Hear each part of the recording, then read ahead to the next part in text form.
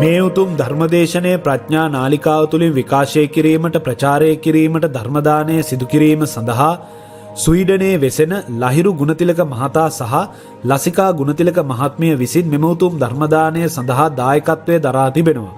උතුම් වූ ධර්මදානවලින් ජනිත වන්නා වූ මහා පුණ්‍ය ශක්තිය පෙබරවාරි 10 වන දිනට සිය දෙවැනි ජන්මදිනයේ යෙදෙන සුරලි සස්මිතා ආදරණීය දියණියට නිදුක් නිරෝගී සුවපත් භාවය ලැබී චිරජීවනයේ සැලසේවා. මේ පින් බලයෙන් දරුවාගේ අනාගත ජීවිතය වාසනාවන්ත වේවා. එසේම සුජීවත්ව සිටින සියලුම දෙමාපිය සහෝදර සහෝදරියන් ඥාති හිතමිත්‍රාදීන්ට නිදුක් නිරෝගී සුවපත් භාවය ලැබී චිරජීවනයේ සැලසේවා. සාමය සතුට ප්‍රීතිය ඔවුන්ට ළඟා වේවා. පෙබරවාරි 28 වෙනිදාට පරලොව සැපත්ව වසර 9ක් සපිරන ජී ගුණතිලක පියාණන්ට සහ ඔස්ට්‍රේලියාවේ හදිසියේ පරලොව සැපත් වූ ආසිරි වනිගරත්න සොහොයුරාණන්ටද මේ පින් අනුමෝදන්ව මෙවන් අකල් මරණවලට ගොදුරු නොවී දීර්ඝායුෂ ලබත්වා සුගතිගාමී වේවා. පින් බලාපොරොත්තුවෙන් සිටින්නා වූ සියලුම ඥාතීන්ට සහ හිතමිත්‍රාදීන්ට මේ පින් අනුමෝදන් වී සුගතිගාමී වෙත්වා. අභව්‍ය ස්ථානවල ඉපදී සිටිනම් ඒවායින් මිදෙත්වා. ලෝකාරක්ෂක ශාසනාරක්ෂක ඉෂ්ඨකාමී දෙවියන්ට මේ පින් අනුමෝදන් වෙත්වා. මේ පින් බලයෙන් මේ පොළොව තලයෙන් කොරෝනා වසංගත උවදුර වහවහ තුරන් වේවා. අප වෙනුවෙන් දිවිපිදූ රණවෙරුවන් සහ සුවවිරුවන්ටද මේ පින් අනුමෝදන් වෙත්වා. මාගේ මව්රටේ වෙසෙනා සියලු දෙනාද සියලුම ලෝක සත්වයෝද නිදුක් වේවා නිරෝගී වේවා අවසන් නිවනින් සැනසීම ලබත්වායි බලාපොරොත්තු වෙනවා. එසේම වේවායි ආශිර්වාද කරනවා. නමෝ තස්ස භගවතෝ අරහතෝ සම්මා සම්බුද්දස්ස. නමෝ තස්ස භගවතෝ අරහතෝ සම්මා සම්බුද්දස්ස. නමෝ තස්ස භගවතෝ අරහතෝ සම්මා සම්බුද්දස්ස. විගච්ඡා පරමාරෝගා සංඛාරා පරමා දුක්ඛා ඒතං ඤත්වා යථා භූතං නිබ්බානං පරමං සුඛං තී.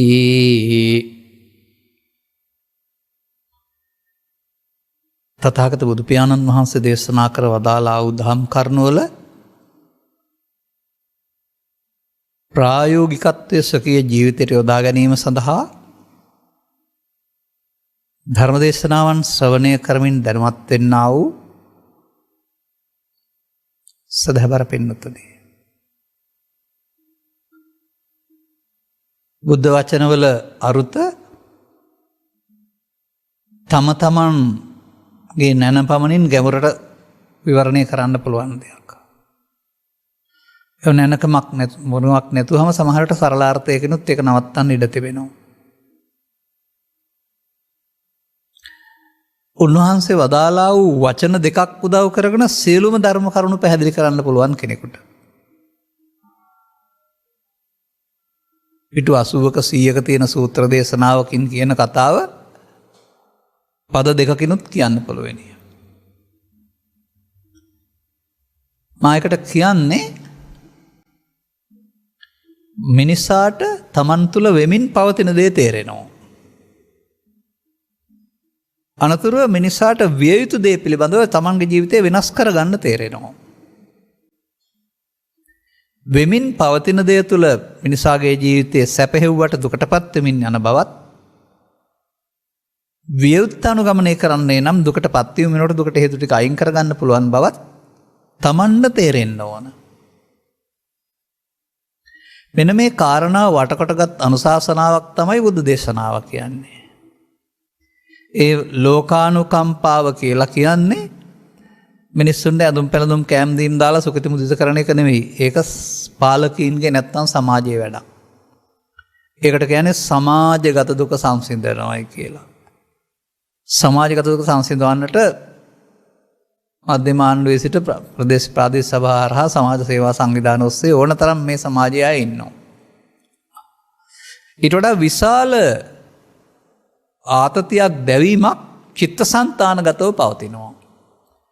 ඒක හදාගන්න දන්නව ඇරුණාම ඒකෙන් මිදෙන්න පැහැදිලි නිර්වුල් ක්‍රමයක් ලෝකෙට බුදුරජාණන් වහන්සේ එලි කරන තුරු මගෑරීමේ කලාව හුරු වුණ ඇරුණාම මිදීමේ කලාව කාටවත් ප්‍රත්‍යක්ෂ කරගන්න බැරි වෙලා තිබුණා.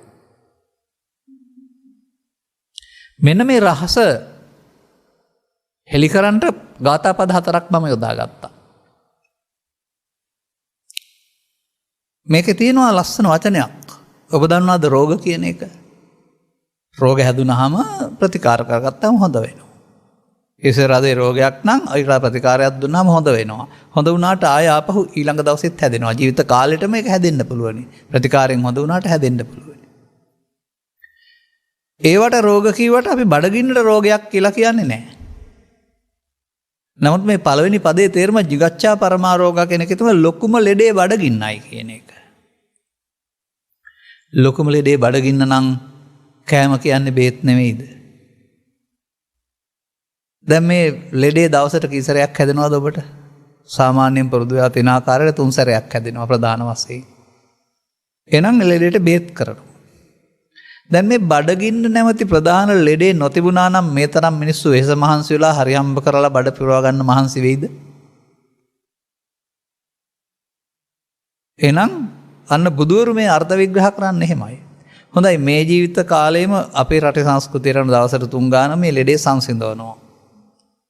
ජීවිත කාලයේම ආයෙත් ලෙඩේ හැදෙනව නේද? අතීත ජීවිතවල මේ ලෙඩේ හැදිලා සංසිඳව ගන්නට ඇති. අනාගත ජීවිතයට ගියාම මේ ලෙඩෙන් නිදහස් වෙලා ඉන්න පුළුවන්ද ඔබට? එහෙනම් කෑම්බීම් ඇඳපු ආහාර දේවල් හොයන්න මහන්සි නොවි එහෙම බෑ. ඒක ඉවර නෑ යලි යලිත් හැදෙනවා. උන්වහන්සේ වදාරනවා අනිත් ඔක්කොටම ලෙඩට වඩා මේක ලොකු ලෙඩක් කියලා. ඒ වගේම ඊළඟ පදේ ඊට වඩා වෙනස් අර්ථයකින් පෙන්වන්නේ. මේක රෝගයක් ලොකුම දුක සංඛාරයයි කියලා තියෙනවා. අන්න මෙතන තමයි ධර්ම කරුණු ටික තියෙන්නේ. මේක හරියට තේරුම් නොගත්තොත් අපට බුදුරජාණන් වහන්සේ වදාළ ආරි සත්‍ය දුක්ඛ සත්‍ය තේරෙන්නේ නැහැ.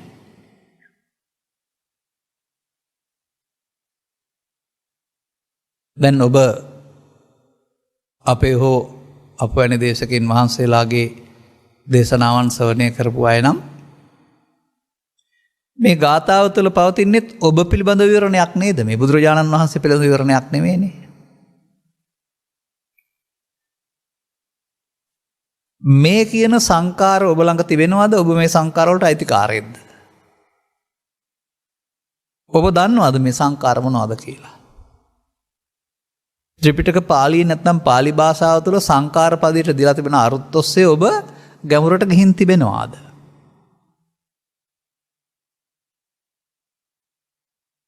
දැන් මේ අපි කියමුකෝ ගොඩනැගිල්ලකට නැත්නම් ඇමරිකාව දිහා තියෙන ඉඩමක් කියලා සංකාර. ඒක කොහොමද අපට දුකක් වෙන්නේ? අපට සම්බන්ධ නැත්නම්. ඒ නිසා ග්‍රාම්‍ය භාෂාවෙන් සංකාර කියන්නේ එකතු කරපු දේවල්ය කියන අර්ථයේ ඇලී ගැලී ඉන්නට එපා. සංකාර දානස්මින් උජරස්මින් මහා පදේ ගාථාව තුළ පෙන්වන්නේ ගෙදරින් කුස්සියෙන් එළියට හෝ ස්තෝප්පෙන් එළියට හෝ නගර සභාවට ගෙනියන්න ගේට්ටුවෙන් එළියට හෝ දාන්නා වූ කසල භාජනයේ තියෙන ඔක්කොම සංකාර හේවත් කසල. බුදුරජාණන් වහන්සේගේ ධර්මයේදී මේ කසල ගැන කතා කරන්නේ නැහැ. ඒවා සුද්ධ කරගන්න අපරිසුදු වෙනට නොදී. ඔබේ ජීවිතය තුළ මොකක් හරි තියෙනවා මේ දුක් ගෙනත් දෙන සංඛාරයක්. අන්න ඒක හොයාගෙන යන්න වෙනවා. ඒක හොයාගෙන යාමේදී නොදන්න අයගේ දැන ගැනීම සඳහා තවත් වැරදි අර්ථයක් මේ වන විටත් සමාජයට පැහැදිලි කරලා තිබුණත් යලිත් මම කියනවා. ත්‍රිපිටකයේ සූත්‍ර එකිනෙකට ගලපා ගන්න නැතුව යම් යම් සූත්‍රවල අපි කායසිත වචන ක්‍රියාත්මක වෙන ආකාරයේ තුන ගැන විග්‍රහ කිරීමේදී මේකට දීලා තියෙන වචන තුනක් අරගෙන ඒ තුනට සංකාර කියලා විශ්වාස කරන සහ දේශනා කරන අයත් මේ සමාජයේ තාම ඉන්නවා. මොකද්ද? කය වචන සිතට මුල් වෙන්නා වූ සිතේ ක්‍රියාකාරකම් ටික. හුස්ම ගන්නෙ නැත්නම් පහළට ගන්න නැත්නම් පිට කරන්න ඇතුළු කරන්න නැත්නම් කය රැස් වෙන්නේ නැහැ, මැරිලා වැටෙනවා. ඒ නිසා ආස්වාස වාතය තුළ කය රැස් කරනවායි කියලා කියනවා. අදාළ වචන හිත තුළ සකස් වීම තුළින් කට හැඩවෙන්නේ නැත්නම් කට ශබ්ද එන්නේ නැහැ. ඒකට කියනවා විතක්ක ਵਿਚාර වෙනවායි කියලා. එතකොට විතක්ක ਵਿਚාර වචී සංකාරය සඳහා විතක්ක ਵਿਚාරයේ බලපානවා. කටින් හෝ අතින් පිට වුණාට කල්පනා වෙනකොට මේ සිද්ධීන් සිදු වෙනකොට ඒකට කියන්නේ මනෝ සංකාරය. ඒකට සංඥා හේවත් හැඳිනීම් වේදනා හේවත් විඳීම් බලපානවායි කියලා තියෙනවා. පුද්ගලයෙකුගේ ඕන කෙනෙකුගේ ජීවිතේ කාය වචී මනෝ සංකාර වලින් යුක්තයි. මේ ටික දුකයි කියලා කිව්වොත් එහෙම බුදුහාමුදුරුවෝ දුකසේ ඉන්නවා කියලා කියන්න වෙනවා. එතනින් තමයි මම මේක නිවැරදි කරන්නේ. බුදුරජාණන් වහන්සේටත් කාය වචන සිත ක්‍රියාත්මක වුණ අවුරුදු 35 සිට 80 දක්වාම උන්වහන්සේ කාය වචී මනෝ සංකාර කළා. සබ්බේ සංඛාරා දුක්ඛාති කියන්නේ කාය වචී මනෝ සංකාර නම් බුදුහාමුදුරුවෝ තරම් දුක් විඳපු කෙනෙක් ලෝකේ නැහැ. නමුත් බුදුරජාණන් වහන්සේගේ බුද්ධත්වයේ පෙන්වන ගාථාවේ මැද පදයක් තියෙනවා විසංකාර ගතං චිත්තං. ගතං ශරීරය චිත්තං හිත එහෙම නෙවෙයි. එහෙමත් අර්ථ විග්‍රහ කරනවා මේ සමාජයේ. සිත සංඛාරගත වීමෙන් මිදුණා. අන්නේ මිදුනේ 35 දී. තණ්හාව නැති වුණා. එහෙනම් එදායින් පස්සේ බුදුන් වහන්සේට මේ පරම දුක සංඛාර තියෙන්න බෑනේ. 35 80 දක්වා උන්වහන්සේ විඳ සෝයට කියන නිවීම කියලා. පරිනිබ්බුතෝ භගවා පරිනිබ්බානාය ධම්මං දේසේති. උන්වහන්සේ පිරිනිවන් පත් වෙලා නිය සඳහා ධර්ම දේශනා කරනවා. පරිනිබ්බානාය ධම්මං දේශි කලේ අවුරුදු 80න් පස්සේ නෙවෙයිනේ 35 සිට 80 දක්වා. එහෙනම් එතන පරිමිද්දිතෝ. පරිනිබ්බිතෝ නම් එතන දුක තියෙන්න බෑ. ඒ ඔස්සේ හිතන්න එහෙමනම් මේ සංකාර පදය කාය වචී මනෝ ඉක්මවා යනවායි කියලා. එතකොට හොයන්න වෙනවා. සත්වයාට භවගාමිත්වය ලබා දෙන්නේ මොනවාද? අපේ පෙනුවීමෙන් අපි දන්නවා කයක් පරලෝ ගෙනියන්නේ ආදාහනය භූම දානය කරනවා. ඒත් ලෝකේ හැම දෙයක්ම මිත්‍යා නාස්තිකවාදීන් ඇරුණාම මින් එහාට ජීවිතයක් පරලෝ යන ජීවිතයක් ආත්මයක් මොනවා හරි ගැන විශ්වාස කරනවා. බුදුරජාණන් වහන්සේගේ ධර්ම දේශනාවල මේ සත්වයා මිනිසා වශයෙන් කරන්නා වූ කර්මවල අනාගත බලපෑම වශයෙන් උපදින්න තියෙනා වූ එක් අයකට එක් ස්ථානයේ බැගින් ස්ථාන 3ක් පැහැදිලි කරනවා. අපි එකට කියනවා භවත්‍ර සංඛ්‍යාත නැත්නම් භවත්‍රය. භවත්‍රය කාම භවය, රූප භවය, අරූප භවය. කාම භවය අපාය 4කින් සහ දිව්‍ය ලෝක 6කින් සහ මනුස්ස ලෝකෙන් යුක්තයි. ඒ පාප පුණ්‍ය නැත්නම් කාම අරමුණු වල අනාගතය. රූප භවය කෙලෙස් යටපත් කරලා උපදවා ගන්නා වූ ලෞකික ධානයක් තියෙනවා. ඒ ධානයේ නැවති කර්මයේ අනාගතය. ඒ ධානයෙන් පරලෝ ගියාම උපදින්න සිදු වෙන එක රූපී බඹතල 16න් එක. අරූප භවය ආකාසානංචායතන ආදී ධාන 4ක් තියෙනවා. මේක මුල් කරගෙන පරලෝ ගියාම උපදින්න තියෙන තැන් ටික. අන්න අපිට මේකෙන් තේරෙනවා සත්වයෝ පවෙන් පිනෙන් සහ ධානයෙන් පරලෝ යනවා. දැන් අර පව් වලට පින් වලට ධාන වලට කියන නම හොයාගන්න. පාලි භාෂාවේ ත්‍රිපිටකේ අපිනේකට පව් පින් කියලා කියන්නේ ධාන කියලා. අන්න එතකොට අනාගත ඵල උපදින්නට හේතුවක් චිත්තාභ්‍යන්තරයේ එක්රැස් කිරීම පාපේදී අපුඤ්ඤාභි සංකාරයයි. අනාගත ලෞකික සැප විපාක දෙන්න හේතුවක් ඉදිරි කරමින් චිත්තාභ්‍යන්තරයේ පින් එකතු කිරීම පුණ්‍යාභි සංකාරයයි. අනාගත ධාන බබල උපදින්න හේතුවක් ඉදිරි කරමින් ධාන කුසල් එකතු කිරීම ආනිජ්ජාභි සංකාරයයි. දැන් එහෙනම් කයෙන් පරලෝ යන්නේ මෙන්න මේ අபிසංකාර තමයි කෙනෙකුට පරලෝ ලබා දෙන්නේ. හොඳයි අපාය අபிසංකාරයෙන් මිදිලාද? දිව්‍ය ලෝකේ සංඛාරයෙන් මිදිලාද? බඹලෝ සංඛාරයෙන් මිදිලාද? එහෙනම් බුදුරජාණන් වහන්සේ වදාළ පරිදි මේ එක තැනකවත් ලෞකික සැප ධාන සැප තිබුණාට පරමා දුක බුදුන් වහන්සේ වදාළ ආර්ය සත්‍ය දුකින් මිදිලා නැහැ. බුදුරජාණන් වහන්සේ පරමාදුකා කියලා වදාරනම් මේ තැනට යන්න පන්දම් අල්ලන්න හෝ මේ තැනට යන්න උගන්වන්න අයිතියක් කාටවත් නැහැ. මොකද එහෙනම් දුක වුන් ප්‍රාර්ථනා කරන්නේ දුක, ලබා දෙන්න හදන්නේ දුක.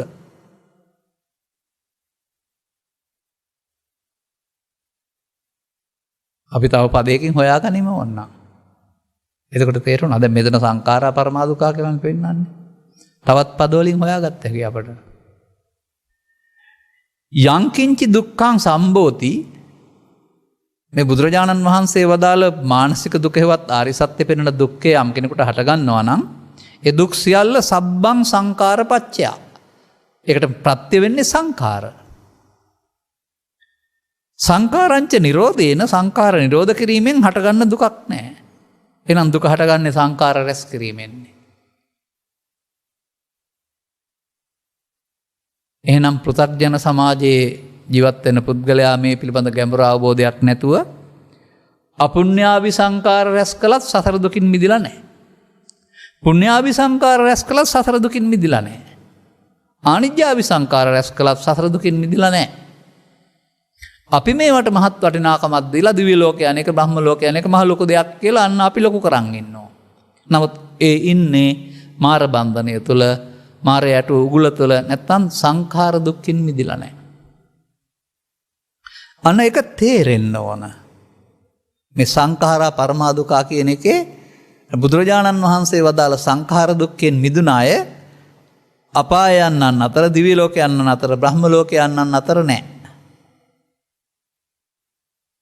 අර අනාගාමී ඵලයටපත් වෙලා අනාගාමී සුද්ධාවාස වලට යන අය නම් සමහර විට ආපහු නොයන බැවින් එතනින් එහා පැත්තට ගමනක් යන බැවින් ඒක අයිති නැති වෙන්න පුළුවන්. එනිසා භවත්‍රයේ සසර ගමනට ඇවිදින්න හේතු එකතු කිරීම තුළ භවත්‍රයක් සකස් වෙනවරුනහම එය බුදුන් වහන්සේ පහළ වෙනට ලෝයේ තිබුණා වූ ධර්මතාවයක් කරුණාම බුදුන් වහන්සේ හඳුනාගත් එකක් නෙවෙයි. දැන් මේක පොතෙත් තියෙනවා, මේ වචන වලත් තියෙනවා, ඔබ ළඟ කොහෙද තියෙන්නේ? ඇයි මේකට සංකාර විතරක් කියන්නේ නැතුව අபிසංකාර කියලා කියන්නේ? අන්න ඒ වචනේ ඇතුළ හොයලා බලන්න. ඒ හොයලා බලනවාට කියනවා ඒතං ඤත්වා යතහ භූතං. මේක නුවණින් අතාතත්යෙන් දැනගන්න පුළුවන්. එහෙනම් අර සංකාර රැස් කිරීම කෙරෙහි කලකිරෙනවා කියලා තියෙනවා. අත නිබ්බින්දති දුක්ඛය කියන පදේ තවත් ගාතාවක පෙන්නනවා. මේ සංඛාර රැස් කිරීමට කැමති වෙන්නේ නැහැ.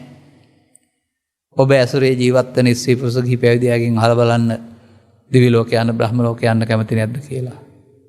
ඒවා විපාක විඳින්න කැමති නැද්ද කියලා. ඒ කියන්නේ ඕන් සංඛාර රැස් කරන්න කැමති. ඒ කලක් තිස්සේ මේ සමාජය තුළ මුල් බැසගත්තා වූ අදහසක්. නමුත් බුදුරජාණන් වහන්සේ වදාළ මේ න්‍යායට එරෙහි මේක. උන්වහන්සේත් වදාරනවා අවුරුදු 35 දී විසංකාර ගතං චිත්තං තිත මේ පුඤ්ඤාභිහෝ අපුඤ්ඤාභිහෝ ආනිජ්ජාභි සංකාරගත වීමෙන් නිදහස් කරගත්තා. ඒකෙන් පෙන්නන්නේ සිත තියෙනවා, නමුත් ඒක සංකාරගත වීමෙන් නිදහස් කරගත්තා. සංකාරගත වීම තුළ තණ්හාවක් තියෙනවා. තණ්හානම් කය මජ්ජගා, තණ්හාව නැති වුණායි කියලා කියන්නේ විසංකාරගතන්. ඒක බුදුන් වහන්සේ ගැන කතා කරන්න යොදා ගන්න නැතුව අපි ගැන කතා කරන්න හරව ගන්න වෙනවා. පුඤ්ඤාභි සංකාරයේ කොහෙද තියෙන්නේ? අපුඤ්ඤාභි සංකාරයේ කොහෙද තියෙන්නේ? අනිජ්ජාභි සංකාරයේ කොහෙද තියෙන්නේ? ඒ මොහොතට ඔබේ හිතේ උපදින්නා වූ හැඟීම තුළ තියෙන්නේ. ඒ හැඟීම බහලා තියෙන්නේ කුමක් ඇතුළේද? අන්න එහෙම හොයන්න වෙනවා. දැන් අපි භාජනයක් තියෙනවා, අනිත් අපි බඩුවක් අරන් යනවායි කියමු. මේක නිකම්ම ගෙනියන්න බෑ, හැලෙනවා. මේක භාජනයක් තුල බහලා ගෙනියන්නේ. ඒකෙන් එළියට ගන්න පුළුවන්. ඒ වගේ මේ අபிසංකාර රැස් කරන්න අවශ්‍ය භාජනයක් මිනිස්සුන්ගේ හිතේ තියෙනවා. ඒ භාජනය හොයාගන්න. ද්‍රව්‍ය භාජනයක්, ලෝහ භාජනයක් නෙවෙයි. ඒක යම්කිසි පසුම්බියක් කියලා කිව්වට කමන්නේ. ඒකට එකතු කරගත්ත. ඒක බුදුරජාණන් වහන්සේ විග්‍රහ කරනු ලබන්නේ මිනිසාගේ සිත් හට ගන්නා වූ හැඟීම් සමුදායක් වශයෙන් ඒකට නමක් තියලා. ඒක බුදුන් වහන්සේ තේරුම් ගත්තා. පාපී පුද්ගලයා තුළ, පුණ්‍යකාමී පුද්ගලයා තුළ, ධානලාභී පුද්ගලයා තුළ මේ පසුම්බිය තියෙනවා සහ පසුම්බියට නොවටිනා වටිනා දේවල් දාගෙන තියෙනවායි කියලා. නමුත් මේ පසුම්බිය ඔක්කොම භවගාමී පසුම්බියක්. පවෙන් පරලෝ යන්න සිද්ධ වෙන, පිනෙන් පරලෝ යන්න සිද්ධ වෙන, ධානයෙන් පරලෝ සිද්ධ යන්න භවයේ ගමන් කරන්න සිදු වෙන්නා වූ ගමන් උපකරණ ටිකක් මේක. භවයේ ගමන් කරන්න සිදු වෙන්නා වූ ගමන් උපකරණ එකතු කරලා කාටද භව නිරෝධය හම්බ වෙන්නේ කියලා මට කියන්න. අපි හිතන් ඉන්නේ භවයේ ගමන් කරන්න හේතු වෙන්නා වූ අමුද්‍රව්‍ය එකතු කිරීම තුළින් අපිට භව නිරෝධය නිකන් හම්බ වෙයි කියලා. අන්න ඒතං ඤත්වා යතහ භූතං, ඒක යථා තත්ත්වයෙන් දැනගන්න අපට ධර්ම ශ්‍රවණය උදව් වෙනවා. අන්න ඒක තමයි මේ කරුණ වල අපි පැහැදිලි කරන්න හදන්නේ. දැන් මේ පසුම්බියට කියන නම ඇහැ, කන, නාසය, දිව, කය, සිත කියනා වූ දොරවල් හයේ උදව්වෙන් ඔබේ සිත්ති පහළ වෙන්නා වූ හැඟීම් සමුදායටයි මම මේ පසුම්බිය කියලා කිව්වේ. ඒක සමුදායක් කියලා කිව්වේ ඒක ඇතුලේ බෙදීම් ගොඩක් තියෙන නිසා. ඒ බෙදීම් ගොඩ ඇතුලේ මේ දුකට හේතුව තියෙනවා. එකිනෙකට වෙනස් පුංචි නම් වලින්. මේ පසුම්බියට කියන නම වගේම ඒක අපි තේරුම් ගන්න උත්සාහ කරන්න. ඒකට කියනවා ඇසට හමු වෙන රූපේ නම් වූ අරමුණ මුල් කොටගෙන ඒක විඳින්න ගිහින්, ඒක හඳුනන්න ගිහින්, ඒකේ බැඳෙන්න ගිහින් කරපු වැඩ ටිකක් අපි ළඟ තියෙනවා කියලා. කනට නම් වූ ශබ්දය මුල් කරගෙන ඒක හඳුනන්න ගිහින්, විඳින්න ගිහින්, බැඳෙන්න ගිහින් ඒක ඇතුලේ කරගත්තා වූ රාජකාරී ටිකක් තියෙනවා කියලා. නාසයෙන්, දිවෙන්, කයනොත් මේ අරමුණු ගන්න ගිහින්, ඒ අරමුණ බෙදා ගන්න ගිහින්, ඒකේ වටිනාකම් අගය වැඩිවලු කරන්න ගිහින් ඒක වටා හදා සකස් කළා වූ මේ පසුම්බියක් තියෙනවා කියලා. අර පංචස්කන්ධය කියන්නේ පහක් තියෙන මේ පසුම්බිය. ඒ පසුම්බිය ඇතුලේ රූප, වේදනා, සංඥා, සංකාර පහක් තියෙනවා. එහෙම තිබෙන බව තථාගතයන් වහන්සේ සංයුත්ත නිකාය තුළ සඳහන් වනා වූ සත්තට්ඨාන කුසලම් සූත්‍රය දේශනා කරමින් මිනිසාට ඇස, කන, නාසය, දිවකය, සිත කියනා වූ දොරවල් 6 මුල් කොටගෙන ඒ දොරවල් වලින් එන්නා වූ අරමුණු මුල් කොටගෙන වේදනා, සංඥා, සංකාර, විඥාන පහේව 6ක් පහළ වෙනවා කියලා දේශනා කරනවා. මෙතෙන්න ලං වෙන්න. පංචස්කන්ධය කියන්නේ ශරීරය කියලා හිතා ඉන්නේ නැතුව, පංචස්කන්ධේ රූප කියන්නේ පඨවි, ආපෝ, තේජෝ, වේදනා, සංඥා, සංකාර, නාම කියලා හිතන් ඉන්නේ නැතුව මේ සත්තට්ඨාන කුසල සූත්‍රයේ කියන්නේම ඔබේ හිතට අරන් බලන්න. ඔබ ළඟ මේක වෙනවද කියලා. ඔබ ළඟ මේක වෙනවා නම් ඒක ඇත්ත නිසා, ඇත්ත බව පිළිගන්නේ බුදුන් වදාළ නිසා හෝ මා කියන නිසා නෙවෙයි. ඔබ ළඟ මේක තියෙනවා නම්. දැන් මේකේ මට ඔක්කොම කියන්න ඕන නැහැ. මේකේ තියෙනවා සංකාර කියලා පදයක්. මේ සංකාර පදයට කියන්නේ චේතනා කියලා. අතක තියාගන්න. අන්න මේ සංකාරයට එකතු කරන જાති තමයි මේ දුක්, පරම දුක් පිණිස වෙන්නා වූ සංඛාර බවට පත් වෙන. එහෙමත් නැත්නම් ඒකට කියනවා අபிසංකාර කියලා කියනවා. ඒ අභිපදයට දැම්මෙත් ඒක අනාගත ඵලයක් උපදමින් සසර ගමන හදන්නා බැවින්. මිනිසා සිතින්, කයෙන්, වචනෙන් කරන ක්‍රියාකාරකම් අපි පව්පින් ධාන වශයෙන් බෙදුවත් ඒ ක්‍රියාකාරකම් කරන්න බුදුරජාණන් වහන්සේ වදාරනු ලබන්නේ මිනිසා ස්කන්ධ පහ පාවිච්චි කරනවා කියලා. අපි කයෙන්, වචනෙන්, සිතින් කීවට, අපි ඇසෙන්, කනෙන්, නාසයෙන්, දිවෙන්, කයෙන් කීවට අන්තිමට පාවිච්චි කරන්නේ ස්කන්ධ පහ නැමැති පසුම්බිය. ඒකට එකතු කරනවා. ඔබේ සිත මේ ස්කන්ධ පහ පහළ වුණ වෙලාවට ලෝභයෙන්, ද්වේෂයෙන්, මෝහයෙන්, සතුන් මැරීම, හොරකම් කිරීම ආදී පංචපාපයට හෝ ප්‍රසාසෝකලයට හෝ පස්පවට හෝ ආනන්තරය අකුසල කර්මයන්ට හිත යොමු කළොත් ඔබේ මේ පසුම්බිය තුළ එකතු වෙන જાතියට කරනවා අපුඤ්ඤාභි සංකාර. අපුඤ්ඤාභි සංකාරත් සංකාරා පරමා දුකා. ඊට එහා ටිකක් දියුණු මනසක් ඇති අය මේ ස්කන්ධ පංචකේ උපාදානයේ රැස් කරන් ගන්නවා අපුඤ්ඤාභි සංකාර වෙනුවට පුඤ්ඤාභි සංකාර. ඒත් අභිපදේ තියෙනවා. ඒ අභිසංකාරෙත් එහෙනම් අනාගත පැවැත්මට හේතු වෙන කරුණු ඇති බැවින් පුණ්‍යාවි සංකාරයත් සංඛාරා පරමා දුක්ඛ. එහෙම අපි කීවට ලෝකයා පිළිගන්න ලෑස්තිත් නැහැ, සමහර අයට තේරෙන්නේ නැහැ. අපෙන් අහයි එහෙනම් පින් කරන්න එපාද කියලා. නෑ. ඊටා පැහැදිලි උත්තරයක් තියෙනවා. මේ අபிසංකාරය සිද්ධ වෙන්නේ උපාදානය නිසා. උපාදාන නොවි මේවා කරන්න පුළුවන්.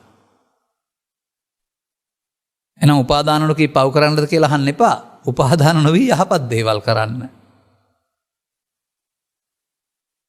මේ සීමාව තේරුම් ගන්න බැරි වුණා වූ සමාජයක් ಭಾರತයේ හිටිය අද තරම් නොවන දියුණු නැහැ. ඔවුන් ඒ නිසා මේ සංකාර දෙක වෙනකොට වෙනාවි සංකාරයක් මේ පසුම්බියට එකතු කළා. ආනිජ්ජං චේ සංකාරං අபிසංකාරෝති හෙවත් පව් නැමැති අකුසලයේ පින් නැමැති කුසලයේ වෙනුවට ධාන නැමැති කුසලයක්. හැබැයි පින් වලට කුසලයේ ධාන වලට කුසලයේ ත්‍රිපිටකයේ කුසලයේ කියන්නේ නැහැ. ඒවට අපි අද වචනයක් දාලා තිනවා භවගාමී කුසලය කියලා. බුදුරජාණන් වහන්සේ කුසලස්ස උපසම්පදා පදයෙන් පෙන්වන කුසලය ඕක නෙමෙයි. සබ්බපාපස්ස අකරණං සියලු පව් නොකිරීම තුළින් ලැබෙන්නා වූ යම්කිසි තත්ත්වයක්. දැන් අපි නැතත් මේ ධානලාභීන් ඒක නිවන කියලා හිතාගෙන ඒක එකතු කරනවා. එතකොට ඔවුන්ගේ පසුම්බේ ආනිජ්ජාභි සංකාරය තියෙනවා. දැන් බුදුරජාණන් වහන්සේගේ පරිනිවංසන සූත්‍රයේ අවිද්‍යාව තුළ කිසියම් පුද්ගලයෙක් අපුඤ්ඤං චේ සංකාරං අபிසංකරෝති නම් ඒකට සිත උපගත වෙලා ඒ මග ඔහුට යන්න වෙනවා. පුණ්‍යාභි සංකාරය නම් ඒකට උපගත වෙලා ඒ මග යන්න වෙනවා. ආනිජ්ජාභි සංකාරය නම් ඒකට උපගත වෙලා ඒ මග යන්න වෙනවා. මේ මොකක්ද මේ මග? අපුණ්‍යාභි සංකාරයේ අනාගතයේ සමානයි සතර අපාය. පුණ්‍යාභි සංකාරයේ අනාගතයේ සමානයි සප්තකාම ස්වර්ගය. ආනිජ්ජාභි සංකාරයේ අනාගතයේ සමානයි විෂයාකාර රූපී බඹතල. මේ ටිකට කියනවා සංසාරය කියලා. සංසාරයේ සකස් වෙන්නේ අபிසංකාරයන්ගෙන් නම් අපාගත වූ සත්වයාගේ සිට බඹලෝකීය සත්වයා දක්වා සෝවාන් ආදී මාර්ගඵල නැත්නම් ඒ තැන් නැති වෙලා ආපහු මෙහෙනවා නම් බුදුරජාණන් වහන්සේ වදාළ දුකින් මිදිච්ච තැනක් තියෙනවද? අපායේ හරි දිව්‍ය ලෝකේ හරි බ්‍රහ්ම ලෝකේ හරි. සංඛාරා පරමා දුක ලොකුම දුක සංඛාරයයි. අපිට මේවා එකට වඩා එකක් හොඳ වුණාට සුන්දර වුණාට මේ තුනට බෙදා ගැනීම නිසා නැත්නම් මේ තුනේම පවතින්නේ අවිද්‍යා පත්‍ය සංඛාරණං වූ මුලාව. එහෙනම් අපට බුදුදහම තේරුම් ගත්ත අය වශයෙන් සමාජයට අවිද්‍යා පත්‍ය සංඛාරා උගන්වන්න අයිතියක් නැහැ. ඒක මිනිසුන් කර කර හිටපු දෙන්නේ. බුදුරජාණන් වහන්සේ වදාළේ අවිද්‍යා නිරෝධය සංඛාර නිරෝධය. ඒක උගන්වන්න මේකේ තියෙන මේ ආදීනව ටික අපට කියලා දෙන්න වෙනවා. ඒතං ඤත්වා යථා භූතං. එනම් බුදුදහමේ ගැඹුරු නොදැන පෘථග්ජන භාවය තුළ ඉඳමින් පංචස්කන්ධය ඉපදීම මැරීම කියන ධර්මතාවයට ආවේශ වෙන්න බැරුව පුද්ගලයෙක් වශයෙන් උපාදාන නම් වූ මුලාව තුළ පව් රැස් කළත් සංසාරය, පින් රැස් කළත් සංසාරය, ධාන රැස් කළත් සංසාරය. ඒ මිනිසාගේ සිත දියුණු කිරීම තුළ බුදුන් වහන්සේ පහළ වෙනට හොයාගෙන තිබිච්ච ටික. සාමාන්‍ය පුද්ගලයෙකුට ධාන කුසල රැස් කරලා බඹලෝ යන්න බෑ. බඹලෝ සඳහන් කරනු ලබන්නේ දුෂ්ටක්ෂණ වූ එකක් වශයෙන් දුෂ්ටක්ෂණාටෙන් එකක් වශයෙන්. ඒ නිසා ඒ ගැන අපි අනුමත කරන්නෙත් නෑ. අපිට ජීවත් වෙන්නා වූ සාමාන්‍ය සමාජයට මේ ගැඹුරු ධර්ම තේරෙන්නේ නැත්නම් අපිට විකල්පයක් දෙන්නත් ඕන. අන්න ඒ නිසා තමයි සසර ගමනේදී බුද්ධ ආදී මහෝත්තම කල්යාණ මිත්‍රයන් හමු වෙනතුරු අපේ නම් කර්ම විපාක වශයෙන් හොඳ පැත්ත පාවිච්චි කරලා පෘථග්ජනයට නොතේරෙන මහලු අයට සසර ගමන අපාගත වීමෙන් සහ දීර්ඝ තැනකට යන්නකින් වළක්වන්නට පිනෙන් පරලෝ යාම පුණ්‍යාභි සංකාරය විකල්පයක් වශයෙන් හොඳයි නෙමෙයි නැතුවට හොඳයි වශයෙන් උගන්වන්න වෙලා තිබෙන්නේ. සාමාන්‍ය මේ වචන මම ගන්නේ රටේ තුරේ තියෙන තැන් වලින් මතක තියාගන්න. ඒකයි අර ඒකට අදාළ හැඟීමත් මම පෙන්වන්නේ. වෙන එකක් නැතුවට මේක තේරෙන්නේ නැතුවට හොඳයි. නමුත් තේරෙන්නේ නැතුවට හොඳ වුණාට ඔහු මොකද කරන්නේ? මේ බුද්ධෝත්පාදයේ සද්ධර්මයේ තේරුම් ගන්න බැරි නිසා අතරමං වෙනවා. නමුත් බුදුරජාණන් වහන්සේ පහළ වූ සමාජයේ සද්ධර්මයේ තුල මිනිසත් බව ලබා සදහම් හමුවීම තුළින් මෙන්න මේ සංඛාරා පරමා දුක තේරුම් ගත්තාම එහෙනම් සංඛාරංච නිරෝධේන පාර හොයා ගන්න වෙනවා. සංඛාරංච නිරෝධේන අති දුක්ඛ සම්භව සංඛාර නිරෝධ කළොත් දුකක් හටගන්නේ. එහෙනම් සංඛාර නිරෝධ කරන මාර්ගය නේද බුදුන් වහන්සේගේ ප්‍රතිපදාව. භාවනාවේ යුත්තේ සංඛාර නිරෝධ කරන මාර්ගය නේද? දැන් මෙන්න මේ தත්වයන් තේරුම් ගන්නකොට යථා භූතං යථා තත්ත්වයෙන් තේරුම් ගන්න පුළුවන්. මේ සංකාරවල ලැබෙනා වූ විපාකවලට අයිති නැති යම් කිසි තත්වයක් සිත සංකාරගත වීමෙන් නිදහස් කර ගත්තොත් ලබා ගන්න පුළුවන් කියන එක බුදුන් වහන්සේ ලබා ගත්ත ප්‍රත්‍යක්ෂ අවබෝධයක්. නමුත් පෘථග්ජන පුද්ගලයා කවදාවත් මේක පිළිබඳව Tamanගේ දැනීමෙන් තේරුම් ගන්නේ නැහැ. මගේ උදාහරණය තමයි ආයෙත් කියනවා මම සාගරයේ මාළුවෙක් හැදෙනවා. උට ජලය ඇරුණාම වාතයේ ගොඩබිම පැලෑටි වැල්ල මේවා පිළිබඳව මොනම අවබෝධයක්වත් නැහැ. මොකද ගොඩාවොත් යන්නේ නැහැ. එතන යාට අත්දැකීම් නැහැ. එයා කිව්වොත් එහෙම ගොඩබිම කියලා එකක් නැහැ. අවුව කියලා එකක් නැහැ, පැලෑටි කියලා එකක් නැහැ කියලා ඇත්තද? ඔහුගේ දැනීමට අනුව ඒක බොරුවක් වුණාට ඇත්තක් මේක.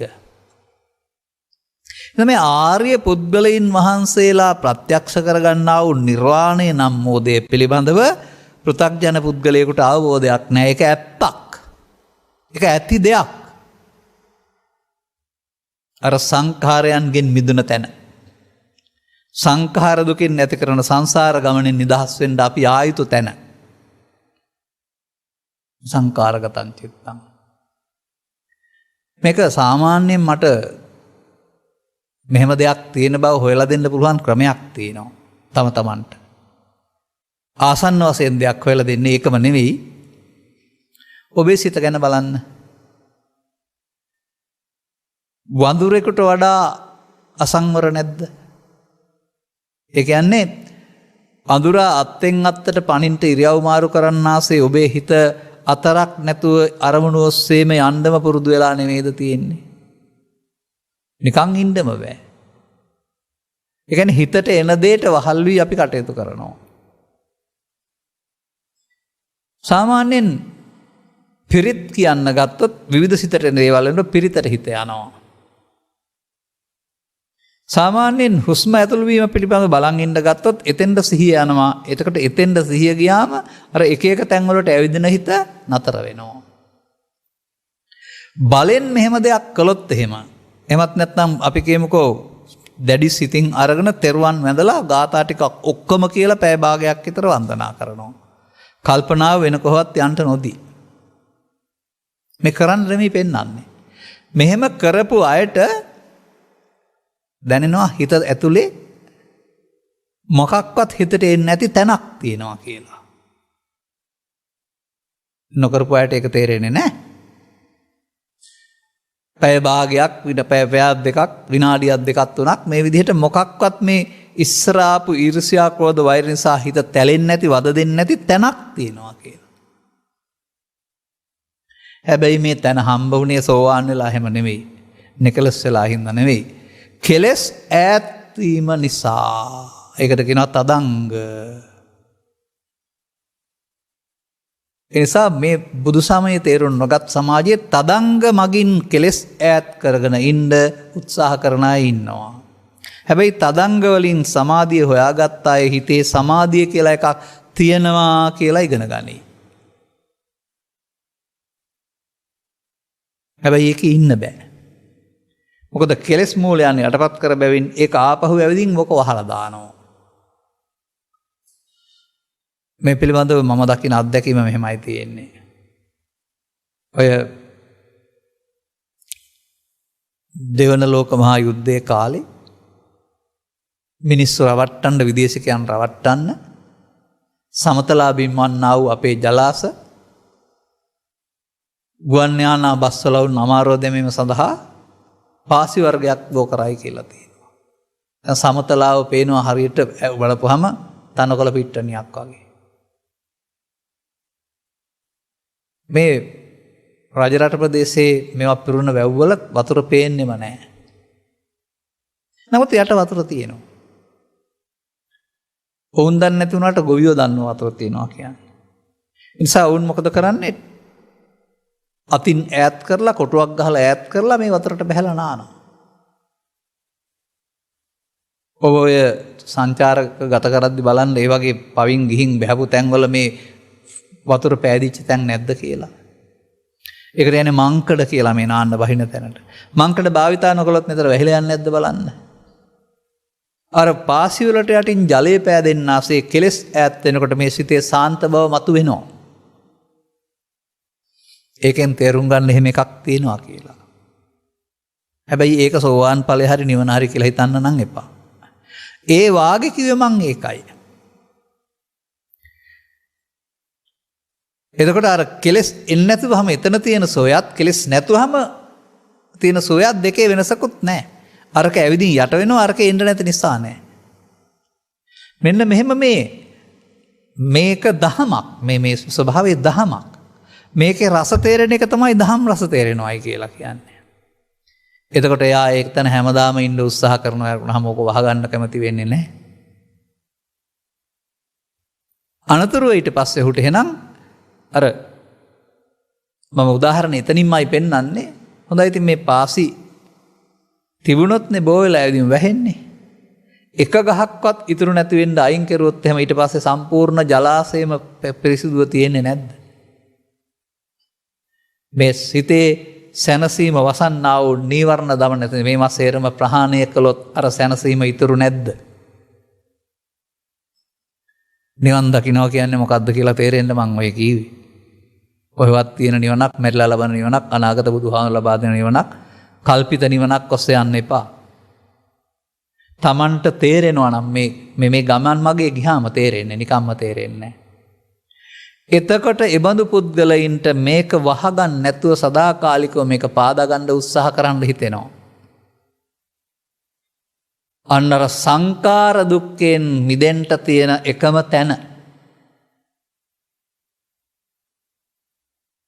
එනිසා පිළිගන්න සංඛාරා පරමා දුකා බුදුන් වහන්සේගේ වචනේ. සංඛාර රැස් කරලා කවදාවත් දුකින් නිදෙන්න බෑ. ඒ සක්කාර සංඛාර අනෝ යමින් කාම රූප අරූප වත්‍රේ සසර ඇවිදින්න තමයි පුළුවන්. අපේ සමාජයට සංඛාර රැස් කරන එක ලොකු දෙයක් කියලා පෙන්වන්නට බුදුරජාණන් වහන්සේ සංඛාර නිරෝධ කිරීමෙන් දුකක් හටගන්නේ නැත කියලා පෙන්වලා තිබෙනවා. එහෙනම් සංඛාර නිරෝධය අපි ඉගෙන ගන්න වෙනවා.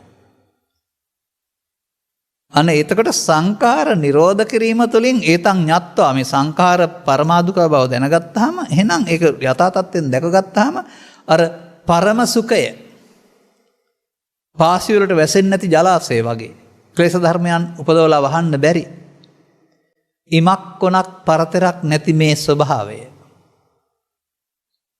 ඔබට ස්පර්ශ කරන්න පුළුවන් වෙනවා. එතන ඉඳන් සමාජයට මුහුණ දෙන්න. මේ ලාභ සැප දුක් නින්දා ප්‍රශංසා නැත්තම් මේ අපි කතා කරන්නා වූ දේවල් වලින් ඇති වෙන ප්‍රතිචාර සේරම බොරු නේද කියලා තේරෙයි. ප්‍රතිචාර දක්වන්නේ නැති බව තේරෙයි මෙතන ඉන්නකොට. මෙන්න මෙතන මුල් කොටගෙන ජීවත් වෙනවට කියනවා ධම්මදීප අභික්කවේ විහෙරත ධම්ම සරණා අනඤ්‍ය සරණා. අපි ධම්ම කියන්නේ ඒවට නෙමෙයි පොතක තියෙන වචන ටිකකටනේ. සූත්‍ර දේශනාවකටනේ අපි ධර්ම කියන්නේ. නෑ. ඉදිරියේ පැහැදිලි කරන්න බලාපොරොත්තු වන දේශනාවකදී ධම්මපදේ ධම්ම කියන මේ පදය කොතනද කියන එක පැහැදිලි කරන්න හිතන් ඉන්නවා. කාලය මැද නිසා මේ වගේ තැනක ඒවා කියන්නේ.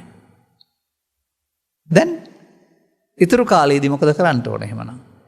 මේ පරම සුඛේ ළඟා කරගන්න මොකද අපි කරන්න ඕනේ? ඒ ගැන කතා කරගෙන හිටිය වැඩක් නැහැනේ.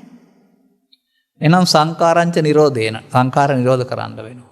අන මේ தত্ত্বය මේ සංඛාර වර්මාදුක වශයෙන් තේරෙනවා නම් සංඛාර නිරෝධ කරන්න මොකද මං කරන්න ඕන?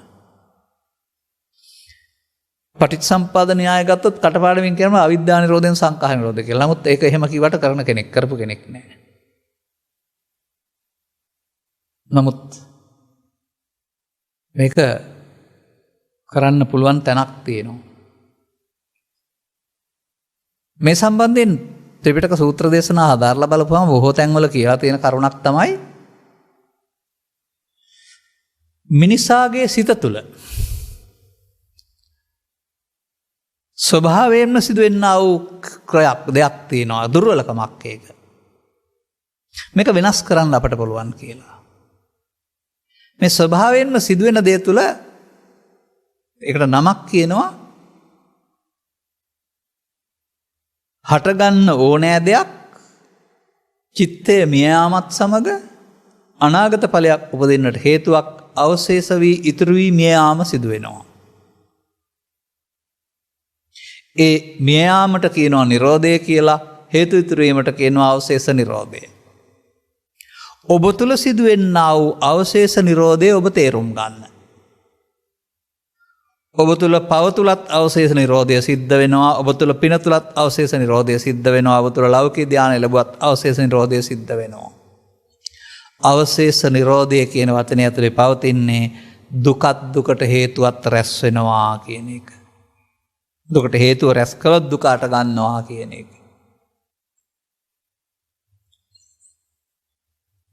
අවශේෂ කියන එකේ තේරුම මොකද්ද? ඔය වාණිජ්‍ය වලට සම්බන්ධ විෂයන්හිදී ශේෂ කියලා ගන්නවා ඉතුරු වෙන කාරණාව. අපිට මතකයි අපේ ආච්චිම්මලා අපි කුඩා කාලේ පොල් තෙල් හිඳපුවාම පොල් තෙල් හිඳලා ඉතුරු ටික අපට කෑම දෙනවා. මේ තෙල් මුට්ටිය ඉතුරු වෙන ටිකක්. ඒකත් අවශේෂය. තෙල්ක කියලා අපි කියන්නේ. අන්න ඒ වගේ මේ අරමුණු රසයේ වින්දාම ඉවර වුණාට අවශේෂ වෙනවා. මෙන්න මේ අවශේෂයට අවිද්‍යාපත්‍ය සංඛාරා කියන්නේ. මතක තියාගන්න. මොනවද ශේෂ වෙන්නේ? පව් හේතු, පින් හේතු, ධාන හේතු. නැත්නම් ලෝභ හේතු, දේශ හේතු, මෝහ හේතු. එසා අපි මේ හේතු රැස් කරමින් ඒවට අදාළ ඵලයන් අනාගතයේ සකස් කරමින් හේතුඵල න්යාමයක් දාමයක් තුල පවෙන් පිනෙන් ධානයෙන් සසර ඇවිදින පාරක් හදාගන්න දන්නව ඇරුණාම ඒන් මිදෙන හැටි බුදුවරයෙක් පැහැදිලි කරන තුරු කාටවත් තේරෙන්නේ නැහැ. අපි පැවැත්මේ වහල්ලු, පැවැත්මේ හොඳ එක හොයාගන්න අය. නමුත් පැවැත්ම අபிසංකාරයක්, නැවැත්ම හොඳ එකයි කියන්නේ බුද්ධ වචනය.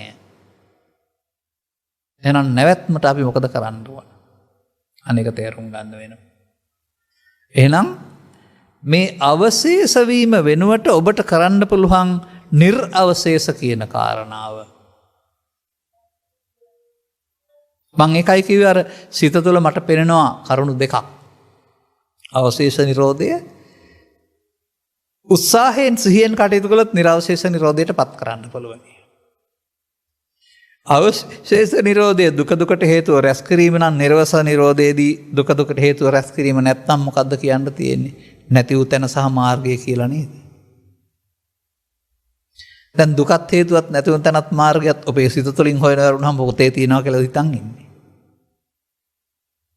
අවශේෂ නිරෝධයේදී පංච උපාදානස්කන්ධයක් හටගෙන නැසෙනකොට පංච උපාදානස්කන්ධා දුක්ඛ ඒක තුළ ශේෂය සිද්ධ වෙනවා. අර අபிසංකාරය වෙනවා.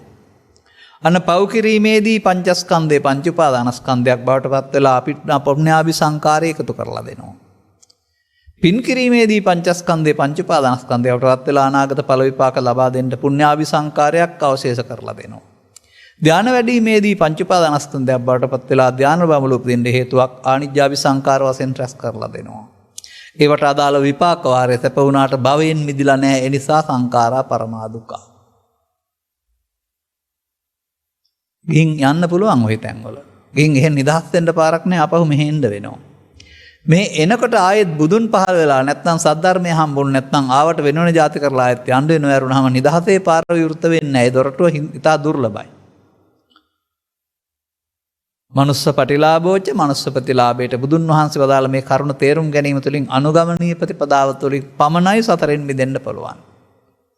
ලෝකේ ඉන්න සත්තුන් අතරින් සත්තුන් කාටවත් බෑ. මිනිස්සු අතරින් මිනිස්සුන් කාටවත් බෑ. ආගම් තිබුණාට ආගම වලත් ආත්මය උගන්වනවා.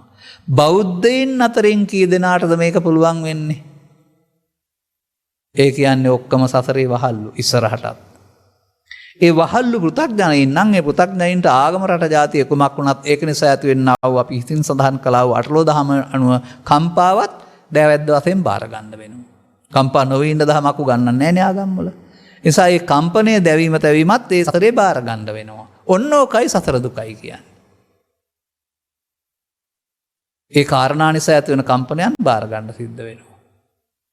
අන්න අර ඇඳිවතක් හෝ හිසගිනිගත් කලක් මෙන් එතකොට බලබලා ඉන්නේ නැනේ වහාම නිමා ගන්න බලනවා. සුඛේ චිත්තසංතානයේ උපදවා ප්‍රඥාවෙන්ම නිවන දැකිය යුතුන් බුදුන් වහන්සේ වදාළ ධර්මයේ පච්චත්තං වේදිතබ්බ විඤ්ඤෝ කියලා පෙන්වන්නේ ඒකයි. ප්‍රඥාවෙන්ම දැනගත යුතුයි ප්‍රඥාවන්තයන් විසින්. මේ තැන මේ අවස්ථාව පැහැදිලි කරන්නට අපි නිරන්තරයෙන් සමාජයට කරුණු ඉදිරිපත් කරමින් මහන්සි වෙනවා. 100% අනුගමනය කරන්න නැති වුණාට මේ මග යන අය අපට කවදාවත් හමු වෙත් නැති අය කවදාවත් අපි දැකලත් නැති අය සමහර දුරකථනින් කතා කළ අය බොහෝ පිරිසක් මේ සමාජය තුළ සිටින බව පමණක් අපි දන්නවා. එහෙනම් ඔවුන්ගේ පිරිස බහුතරයක් වන විට මේ සමාජයේ පරිවර්තනය වෙන පැත්තට මේ හොරකමට මැරකමට බොරුවට වංචාවට කපටිකමට මත්පැන් වලට කුඩු වෙන දාමට ඉඩ දීලා රටක් හැදෙන්නේ නැහැ කවදාවත්. මතක තියාගන්න. ඒ ඔක්කොම පාපේනේ. ඕකටත් එහා ගිය පාපයක් බුදුන් වහන්සේ වදාළනේ. ඕක පාපේ නරක මේක. මතක තබා ගන්න. ඔය දුෂ්ටකම් සියල්ල පාපයයි. ඒක පාපේ නරකම පැත්ත. ආරි සත්‍යයට අනුවගත් කල පාපය කියන්නේ නරකමට විතරක් නෙවෙයි. ඔබ යම් කිසි කාරණයක් නිසා භවගාමී උපදින්න ලබන්න හේතුවක් ඉතුරු කරනවාද මේකට කියනවා උපාදාන කියලා. බුදුදහමේ ආරි සත්‍යයේ මම කියනවා උපාදානයටයි පාපය කියන්නේ කියලා. එහෙනම් උපාදානෙන් මිදෙන්නපත් පුළුවන් වුණ දවසට හම්බ වෙන තැනටයි කුසලය කියන්නේ. මං ඉස්සෙල්ලා මතක් කළානේ බුදුදහමේ කුසලය කියලා වචනයක් තියෙනවායි කියලා. ඔබ මේක පිනට සමාන කරගත්තට කුසලය කියලා ඒක භවගාමී කුසලය. දසකුසල් පාඩම් කරලා බලන්න දසකුසල් වලින් මිදීම දසකුසලය කියලා නැද්ද කියලා. දසකුසල් පාඩම් කරලා බලන්න දසකුසල් වල මුල ලෝභ දේශ මොහ කියන වේද කියලා. ලෝභ දේශ මොහ වලින් වෙන වෙනකොට හමු වෙන එකට කුසලය කියලා නැද්ද බලන්න. ලෝභ දේශ මොහ වලින් මුදෙනහම හම්බ වෙන්නේ මොකද්ද දන්නවද? ලෝභක්ඛේ නිබ්බාණං, දෝසක්ඛේ නිබ්බාණං, මෝහක්ඛේ නිබ්බාණං. එහෙනම් කුසලය කියන්නේ සෝවාන් ආදී මාර්ගඵල පිළින් ලැබෙන නිවනටයි. ඔන්න බුදුහාමුදුරුවන්ගේ කුසලයේ කුසලස්ස උපසම්පදා. ඉතින් මේ වචන අර්ථ පැහැදිලි කිරීමේ හැකියාවක් දේශකින් වහන්සේ කෙනෙකුට තියෙන්න ඕනේ. ත්‍රිපිටකය කිව්වලා බලලා. ඔගිරේ එක්ක කඩපඩම් කර මොකක් කියන්නේ නැතුව. බලන්න කොතරම් ගැළපෙනවද කියලා. අන්න අපි මේ සමාජයට අකුසලයෙන් වෙන්නේ මේ කුසලයේ පෙන්වන්න උත්සාහ කරන්නේ. අපිට වැටහිලා තියෙනවා නම් අපි අනුගමනය කරනවා නම් අනුගාමික පුද්ගලයින්ට යනකොට මේක Tamanටම ප්‍රත්‍යක්ෂ කරගන්න පුළුවන් වෙයි. අන්න එතකොට එහෙමනම් ඒතං ඤත්තා යථාභූත අර සංඛාරයන්ගේ දුක තේරුම් ගත්තාම යථාභූත ඤතත්වෙන් ඒ සංඛාර රැස් කිරීම අයථාභූතයක් සංඛාර නිරෝධය යථාභූතයක් බවට පත් යථා තත්ත්වයක් මේ අපේ සිතම සසර ඇවිදින්නත් පාවිච්චි කර හැකි අපේ සිතම සසරෙන් මිදෙන්නත් පාවිච්චි කළ හැකි අපේ සිතම අනාගත ඵල උපදින්න හේතු රැස් කරනවට කියනවා ලෝභයෙන් දේශයෙන් මෝහයෙන් කටයුතු කොට කර්ම රැස් කරනවා කියලා. අපේ සිතම අනාගත ඵල උපදින්න හේතු නොකර අවසන් කරනවාට කියනවා කර්මක්ෂය කරනවා කියලා. කර්ම රැස් කරනවාට පමාව කියලා කියනවා කර්මසය කරනවාට විදර්ශනා භාවනාව කියලා කියනවා. ඒ පෙන්නන තැන් එක ධර්ම දේශනාවකින් විනාඩි 5කින් තේරුණේ නැත්නම් නැවත නැවතත් විකාශනයට අහලා ගැඹුරු තේරුම් ගන්න. එහෙම කියන්න හේතුවක් තියෙනවා. 2015 ධර්ම ශ්‍රවණය කරපු කෙනෙක් මට කතා කරලා 20 දී කියනවා එදා බණමයි අදත් අහන්නේ අද නම් එදාට වඩා ගැඹුරු තේරෙනවායි කියලා. මම අලුතෙන් කියලා නෑ අරක නෑ මට තේරෙන දේ එදත් මම කියලා තියෙනවා වුන්ගේ දැක්ම පුළුල් වෙලා. නිසා අන්න මේ යථාභූත ඥාන දර්ශනයට පිරිසිදුනා කියන වචනේ මහා ලොකුවට බය අරගෙන බය වෙන්න එපා. ඇති හැටියෙන් කියන එක නෙපෙන්නන්නේ. මොකක්ද ඇති හැටිය? ස්කන්ධ පංචකයේ පහළ වෙනවා. ඒකට එන දේ මගේ මම මගේ ආත්ම කොට ගන්නවා. දැන් නැති හැටියක්. දැන් ස්කන්ධ පංචකයේ ආත්මය. ස්කන්ධ පංචකයේ ආත්මය මිත්‍යා දෘෂ්ටියක්. ඒ මිත්‍යා දෘෂ්ටි තුළ අපාය දිව්‍ය ලෝකේ බ්‍රහ්ම ලෝකේ හැදෙනවා. ඒ නිසා බුදුරජාණන් වහන්සේ ලෝකෙට පහළ වෙලා දෙවෙනි ධර්ම දේශනාව කරමින් ස්කන්ධ පංචකයේ අනාත්මයක් දේශනා කරලා තියෙනවා. අනාත්මයක්. අනාත්මයක් කියන පදේ ආත්මයක් නෑ කියලා හැම ගන්න එපා. අපි එහෙම තමයි ඉගෙනගෙන තියෙන්නේ. අනාත්මයි ආත්මයක් නෑ. අනාත්ම පදේ තේරුම ආත්ම කොටගත නොහැක. මොකද්ද? ජීවිතේ නෙමෙයි. ලෝභය, දේශය, මෝහය, ඊර්ෂ්‍යාව, ක්‍රෝධය මමත්වයෙන් ගත්තාම ඒවයි ආත්ම. ආත්ම කියන්නේ ඇති දෙයක් කොට ගන්නවා කියන එක. ඒක මගේ ආත්ම කොට ගන්නවයි කියන්නේ. එහෙම ගන්න ආත්ම කොට ගත්තාම තමයි අර අනාගත ඵලයක් උපදින්න හේතු ඉතුරු වෙලා සසරට බැඳෙන්නේ. ඒ සසරට බැඳෙන්න හේතු ඉතුරු වීම නවත්තන්න ගන්න ඕන ක්‍රියාමාර්ගයට අනාත්ම කියන්නේ. එහෙනම් අවශේෂ නිරෝධය ආත්මයේ ප්‍රතිඵලයයි ආත්ම කොට ගැනීමේ, නිර්වශේෂ නිරෝධය අනාත්ම කොට බැලීමේ ප්‍රතිඵලයයි. මිනිසා ආත්ම කොට ගන්නා වූ අවශේෂ නිරෝධය නැමැති Tamanට සංසාරයේ පුරුදු ප්‍රතිපදාවට ආයිබෝවන් කියලා බුදුරජාණන් වහන්සේ වදාළ පරිදි නිර්වශේෂ නිරෝධය අනුගමනීය ප්‍රතිපදාවක් බවට පත් කරගන්න පුළුවනි නම් ඔහු හැරුණා අනිත් පැත්තට. ඔහු දැන් බුදුන් වෙත යනවා. ඔවුන් දැන් බුදුමග ගත්තු බවට පත් වෙනවා. ඔවුන් ප්‍රතිපත්ති පූජාවෙන් බුදුන් පුදන අය බවටත් පත් වෙනවා. මෙන්න මේ පිරිස අනාගත බුදුහාමුදුරන්ගේ ශාසනය බහුල කෙරුවට මේ රට හැදෙන්නේ නැහැ. මේ පිරිස මැරුණාම බිහි වේවා කියලා ප්‍රාර්ථනා කළාට මේ රට හැදෙන්නේ නැහැ. මේ පිරිස මිනිසුන් අතර හැදෙනකොට ඔවුන්ගේ අමානුෂිකත්වයන් මිය යනවා. එතකොට තමයි සැබෑ මිනිස්සු ඉස්මතු වෙන්නේ. කරුණාව, දයාව, අනුකම්පාව, පරාර්ථය පදනම් කොටගත් ජීවිතයක්. තවත් කිසිවෙකුට වරදක්, අපරාධයක් රටට, ජාතියට, ආගමට, පරිසරයට, කැලයට, සත්තුන්ට කරන්නේ නැති මිනිස්සු ඉන්න ජීවිතයක්. මානව හිතවාදී කියන්නේ ඒකයි. මේ සේරම කරන්නේ මිනිස්සු හෝ යන්ත්‍ර නෙවෙයි. අපි හිතනවා යන්ත්‍ර දාලා කරනකොට යන්ත්‍රව කරනවායි කියලා. මිනිස්සු කරනකොට මිනිස්සුව කරනවායි කියලා. ඒ මිනිස්සුන්ගේ ඇස්වලට පේන හැටි. මේ සේරම කරන්නේ ලෝභ, දේශ, මෝහ. අපරාධ සේරම කරන්නේ ලෝභ, දේශ, මෝහ නම් වූ මායාගේ පිරිස් විසින්. ඔවුන්ට මාර ආවේශ වෙලා. නිසා මිනිසුන්ගේ තුලින් මායාව මරා දාන්න පුළුවන් නම් එතකොට ඔවුන් ඉතුරු වී ලෝභය මැරෙනවා, දේශය මැරෙනවා, මෝහය මැරෙනවා. එතකොට ක්‍රියාත්මක වෙන්නේ මොනවද? එතකොට මාර ආවේශයක් නැහැ. එතකොට මානව දහම් හිතේ තියේවි. එකයි මානව හිතවාදී කියලා කියන්නේ. අපි අපේ අයට තියෙන ලෝභ, දේශ, මෝහ පදනම් කොටගත් මානව හිතවාදී ලෝගුවක් පොරවගෙන. ඇතුලේ ඉන්නේ අමානව හිතවාදී. අමානුෂික පුද්ගලයෙක්. මතක තබා ගන්න.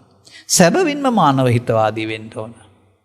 එනිසා බුදුරජාණන් වහන්සේ ලෝට හෙළි කළ දේ හැමදාමත් වර්තමාන මිනිස්සුන්ට භාවිතා කරලා මිනිසුන් වෙන්න වදාළ දෙයක්.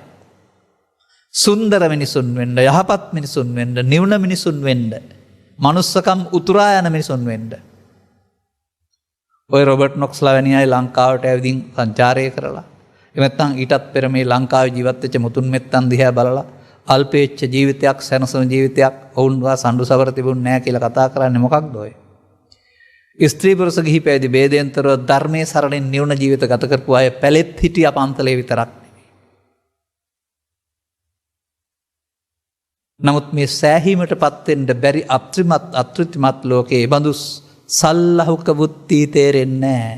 සැහැල්ලු ගති පැවතුම් තේරෙන්නේ නැහැ. සංකීර්ණ වෙන්න ඉඩම් කඩම් වලින්, ඇඳුම් පාන, යාහන වලින් බහුභාණ්ඩික වශයෙන් ගත් කලම වැඩියෙන් තියෙන එක තමයි ලෝකකම කියලා තමන්ගේ ප්‍රමාණයට වඩා ලෝකේ සම්පත් සූරාකමින් ඉදිරි පරම්පරාවට තියෙන જાති අපිම ඉවර කරලා මැරෙන්න හදනවා.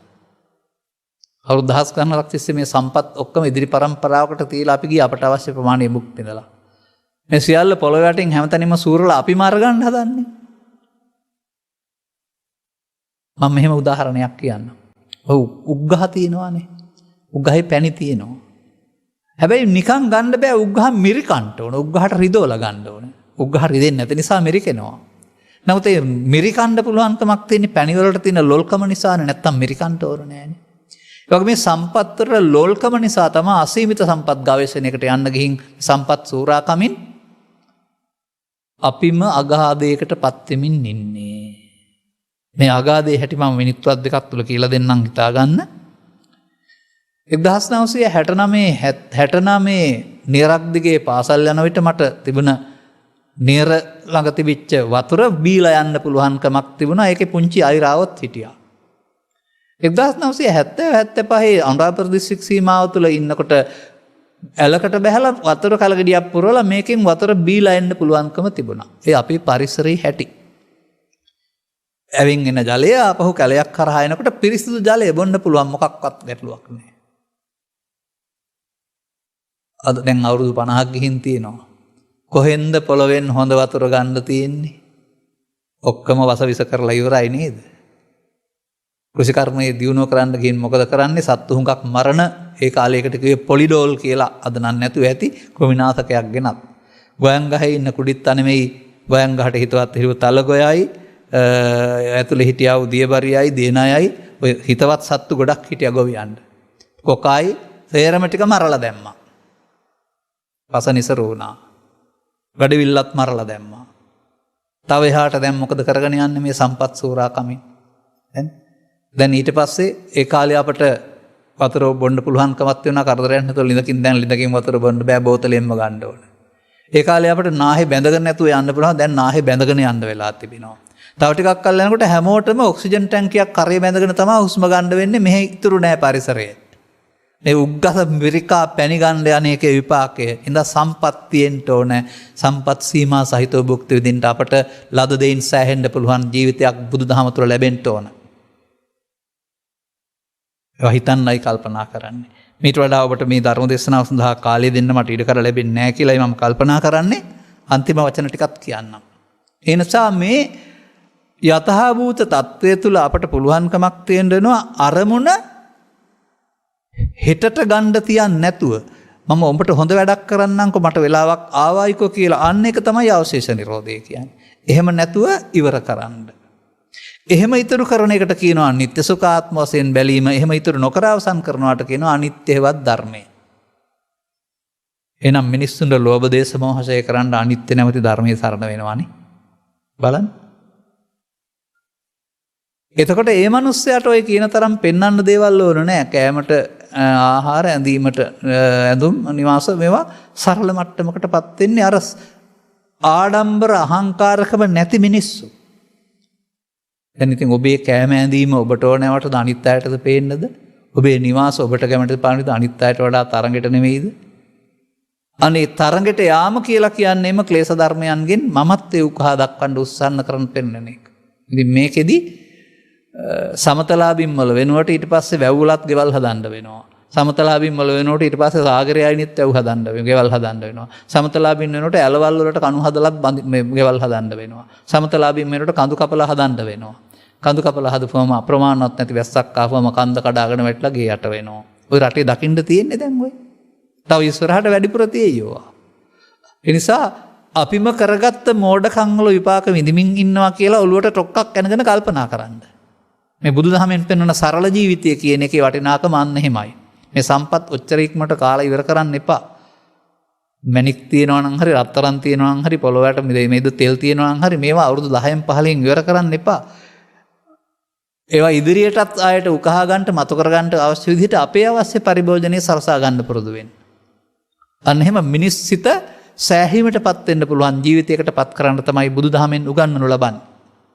මේ කරුණ තේරුම් ගැනීම තුළින් ඔබ සමාජයේ වනසන් නැති සමාජයට වග කියන පුද්ගලයෙක් බවට පත් වෙලා බුදු සමයේ ජීවමාන හරයන් භුක්ති විඳින නිවන සැනසෙන මිනිස් සමාජයක් තුළ සතුට රැඳෙන ලෝකයක් හදන්න කොටස්කරුවන් වෙන්නට ඔබට මෙම කරුණු පැහැදිලි කිරීම හේතු වාසනාව වේවායි කියන සුභාශිංසනය කරමින් මම ධර්මානුශාසනාව මෙතකින් අවසන් කරනු ලබනවා. අද මෙම ධර්මානුශාසනාව ප්‍රඥානාලිකාව තුළින් විකාශය කිරීම සඳහා සීඩනයේ වෙසෙන ලහිරු ගුණතිලක මහතා සහ ලසිකා ගුණතිලක මහත්මිය විසින් දායකත්වයේ දරා තිබෙනවා. ඔවුන්ගේ මේ ධර්ම දානමය දායකත්වය තුළ පෙබරවාරි මාස 10 වෙනිදා සිට 10 දිනා සිය උපන්දිනය සමරන්නා වූ සිය දෙවෙනි උපන්දිනය සමරන්නා වූ සුරලී සස්මිතා ආදරණීය දියණියට අපේ ඇසෙන් කියනවා නම් සුබ උපන්දිනයක් සමග නිරෝගී සුව ලැබේවා කියලා ප්‍රාර්ථනා කරන්ට මව්පියනුත් කල්පනා කරලා තිබෙනවා. සුවපත් භාවයේ ලැබී චිරජීවන සැලසේවා මෙපින් පලින් දරුවාගේ අනාගත ජීවිතය සුඛී සුවපත් වේවා යහපත් වේවා කියන ප්‍රාර්ථනාව මව්පියන් වශයෙන් කරනු ලබනවා. අපි නම් ඉතින් ඒකට කියන්නේ මේ දරුවා වෙනුවෙන්ම මේ සබ්බීතියෝ වජ්ජන්තු සබ්බ රෝගෝ විනස්සතු මාතේ භවත්තන්තරාය සුඛී දීඝායුකෝ භව කියන එක. සියලු බියදුරු වේවා, සියලු රෝග විනාශ වේවා, සුවපත් වේවා, දීර්ඝායු සම්පන්න වේවා කියලා පෙන්වන්නේ. කිසිදු අනතුරක් සිදු නොවේවා, මාතේ ඔබට බවත් අනතුරක් සිදු නොවේවා. ඒක තමයි අපේ සුභාශිංසනය. එසේම සුජීවත්ව සිටින්නා වූ සියලුම මව්පිය සහෝදර සහෝදරියන් ඥාතිහිත මිත්‍රාදීන්ට නිදුක් නිරෝගී සුවපත් භාවය ලැබී චිරජීවනයේ සැලසේවා. සාමයේ සතර පීඨිය උන්ට ළඟා වේවා. හැබැයි ධර්මයේ සරණින් නැතුව ලැබෙන්නේ නැහැ. පෙබරවාරි මාස 28 වෙනිදා පරලෝසපත් අසර 9ක් සපිරන ජී.ජී. ගුණතිලක පියාණන් සහ ඕස්ට්‍රේලියාවේදී හදිසියේ පරලෝසපත් වූ ආසිරි වනිකරත්න සොයුරාටද මේ පින් අවශ්‍ය නම් අනුමෝදන්ව මෙවන් අකල් මරණ වලට ගොදුරු නොවි දීර්ඝායු ලබත්තා සුගතිගාමී වෙත්වායි ප්‍රාර්ථනා කරනවා. පින් බලාපොරොත්තු සිටින්නා වූ සියලුම ඥාති වර්ගයා හිත මිත්‍රාදීන් මේ පින් අනුමෝදන් කරගෙන සුගතිගාමී වෙත්වා.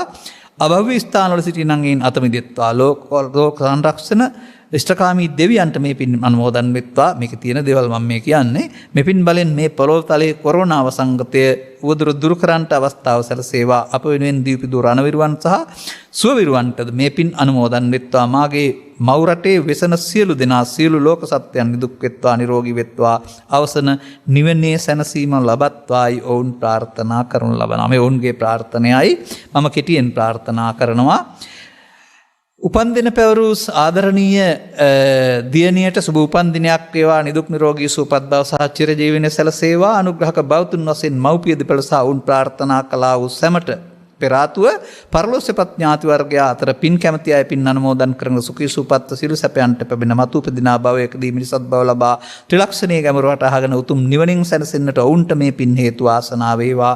අනුග්‍රහක බෞතුන්ටත් සුජීවත්ව වාසය කරන්නා වූ හැමටත් ඔවුන් පැතුව හැමටත් මෙලොව වශයෙන් නිදුක් නිරෝගී සුවය චිරජීවනයේ සැලසී රැකිය ආදී කටයුතු සාර්ථක වී අනාගත බලාපොරොත්තු ඉටු වී රෝග පීඩා දුරු වී කල්යාණ මිත්‍ර සේවනයේ ලැබී ත්‍රිලක්ෂණයේ ගැඹුර වැටහි සකල දුක්ඛයන්ගේ නිමාව වන්නා උතුම් නිර්වාණ සුවය නම් වූ උත්තම සුවය ළඟා වීමට මෙම අවබෝධයේ හේතු වාසනා වේවායි සාදු කියලා ප්‍රාර්ථනා කරගන්න. හැමත සබ්බීතියෝ වජ්ජන්තු සබ්බ රෝගෝ විනස්සතු මාතේ භවත් අන්තරායෝ සුඛී දීඝායුකෝ භව. හැම දිනාටම තෙරුවන් සරණයි. රාගක්ඛයෝ නිබ්බානං